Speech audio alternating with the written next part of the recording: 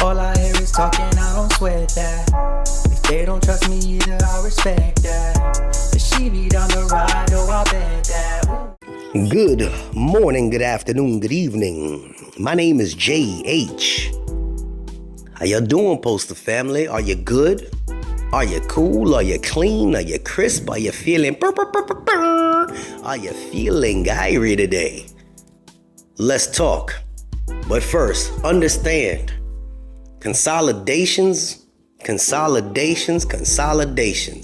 Taking from big and making it small and just taking and smashing things together. People losing jobs. Yeah, we don't like that. We don't want to hear it. We can't stand Mr. DeJoy because that's what he's doing, right? But how about this? FedEx. What that got to do with us? FedEx announces planned consolidation of operating companies.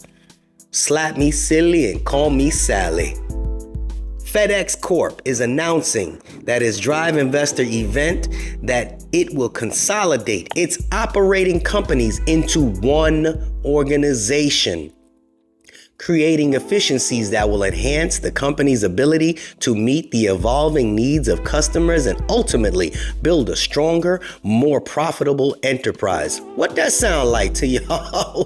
What that sound like? This phased transition with full implementation is expected in June 2024. And will ultimately bring FedEx Express, FedEx Ground, FedEx Services, and other FedEx operating companies into FedEx Corporation, becoming a single company operating a unified, fully integrated air-ground network under the respected FedEx brand. FedEx Freight will continue to provide less than truckload freight transportation, LTL, services as a standalone company under FedEx, Federal Express Corporation. Somebody was serving. Over the last 50 years, we built networks that have created differentiated and unmatched portfolio of services. This organizational evolution, I like how they did that, reflects how we represent ourselves in a marketplace, focus on flexibility, efficiency, and intelligence. As one FedEx team, we are positioned to execute on a mission to help customers compete and win with the world's smartest logistics company. Right. Sounds like a bunch of hootenanny and farfanoogan to me. What does that mean? Hootenanny and farfanoogan. That's just my words. Listen, what do you guys think about that? I think that they're all starting to do things to help shrink the company. Because if you look on the news right now, this is it. FedEx is laying off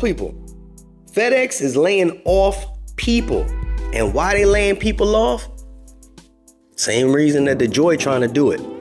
But that was just some information to kind of, hey, it is what it is. But there was something else. This is actually going to apply to us as the post office. It's weird. One of my people sent me this article, this thing about the theory on change of address. Now, what does that mean? A change of address. So if I have a change of address because I moved, United States Postal Service will automatically forward it, right?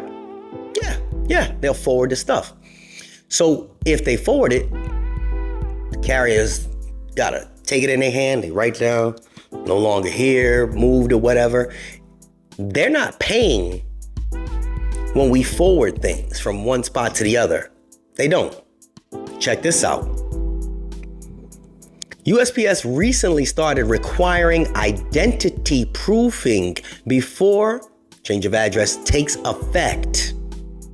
However, the instructions for proofing to go into a post office, get verified, are often being sent to the old addresses, meaning customers don't get the instructions and therefore their mail, including instruction letter, is returned to the sender as unable to forward. The theory I think it's being done on purpose, and it's not as crazy as sound. By screwing up the change of address process, USPS is creating statistics that can be used to justify abolishing it entirely. That means, check it out, Amazon sends something to somebody's house. They don't live there. Now Amazon is charging people for picking it up, right? I don't want it. I want to send it back. They charge you to pick it up. We don't do that here. We're losing lots of money. And they're not having it. They're trying to abolish this process altogether, I guess, to save money. Reasons they want to do it. Forwarding mail is free, but costs the USPS money. The cost includes in the price of stamps, but the postage prices aren't keeping up with inflation. By getting rid of forwards but keeping stamp prices the same, the USPS will make more profit from each stamp. Pre-sorted standard, aka junk mail, postage is significantly cheaper than pre-sorted first-class postage. And the biggest difference is standard does not forward for free. Mail carriers know that many people don't care how very much about forwarding their mail. They'll submit incomplete change of addresses that don't cover every family member, or they'll fail to submit one at all. So there might not be too much pushback from the general public when forwarding is abolished. For customers who do care, USPS already has a solution: premium forwards. Unlike normal forwards, premium forwards cost money, and all the customers' mail is boxed up and shipped to their new address once a week. This is crazy. However, this is an expense. It has monthly fees and a per shipment fee. On July 9th, USPS launched a new shipping service, USPS Ground Advantage, which merges first-class packages, retail ground, parcel select, and ground returns. USPS could use Ground Advantage to provide a budget tier of premium forwards that's much cheaper, perhaps as low as $15 to $20 a month. They can even brand it Forward Advantage or something catchy like that. Premium forwards are handled by local post offices by discontinuing free forwards. USPS can eliminate clerk positions and machines at larger facilities because there won't be a need for large-scale process of individual forwarding letters. This saves even more money. USPS is currently consolidating delivery post offices into huge facilities that serve entire metropolitan areas. This means there could be a single clerk whose job is to handle all the forwards for an entire region. That clerk would make the rounds in the office with a cart, collecting the premium forward mail from each carrier's sorting case, then boxing and shipping the forwards at their desk. Each route's forward could be held by the carrier, then collected once a week. Some routes would be collected on Tuesdays, others on Wednesdays, and so on. This spread works out evenly, so there is never a backlog. USPS is botching forwards just to justify eliminating them. It makes financial and business sense, and a small modification of an existing program could provide the same service just with a direct cost to customers. Well, what y'all think? What y'all think? I mean, it doesn't apply to everybody, but it kind of does. It kind of does.